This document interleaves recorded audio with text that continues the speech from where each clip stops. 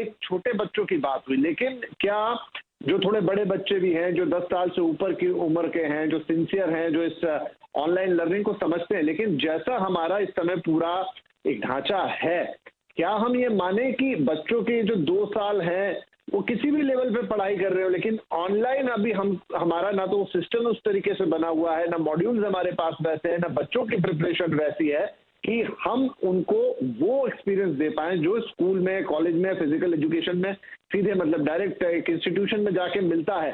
तो क्या कुल मिला के ये बच्चों का नुकसान है? क्योंकि वर्ल्ड बैंक ने ये भी एक चिंता जताई है कि इससे आने वाला जो इनका भविष्य है, जहां ये इनकी नौकरी लगती है, कमाते, उस पर भी बहुत फर्क पड़ने वाला है। मेरे हिसाब से वर्ल्ड बैंक ने जो कहा है वो एकदम सही कहा है।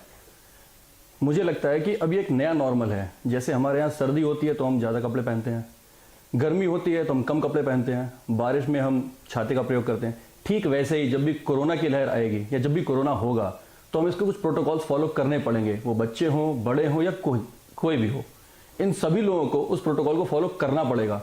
नहीं तो अगर हम सिर्फ कोरोना की वजह से पढ़ना छोड़ देंगे, क्योंकि ये हमारी बेसिक नीड है, अगर हम नहीं पढ़ेंगे तो हम आगे नहीं बढ़ेंगे। इससे फिर हमारे पास धीमे धीमे पॉवर्टी आएगी, नॉलेज कम हो जाएगी, लोगों को समझ में नहीं आएगा कि उनको आगे करना क्या है, करियर डेवलपमेंट, करियर ग्रोथ रुक जाएगी।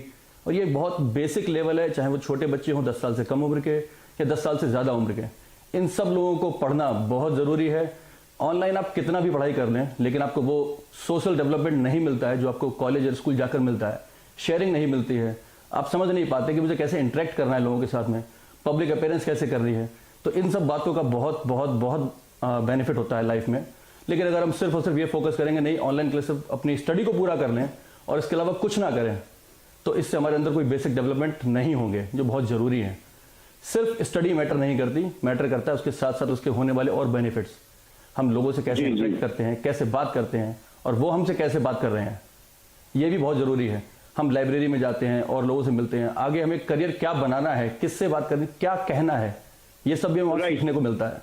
लेकिन अगर हम ऑनलाइन स्टडी करते हैं, घर पे बैठ के स्टडी करते हैं, तो क्या करते हैं, सिर्फ बुक्स के ऊपर लिखी हुई सारी बातों को होमवर्क में पूरा कर लेते हैं, कोई भी हमें कुछ खास बेनिफिट नहीं मिलता है। तो सिर्फ बुकिश नॉलेज से हम आगे नहीं बढ़ पाएंगे।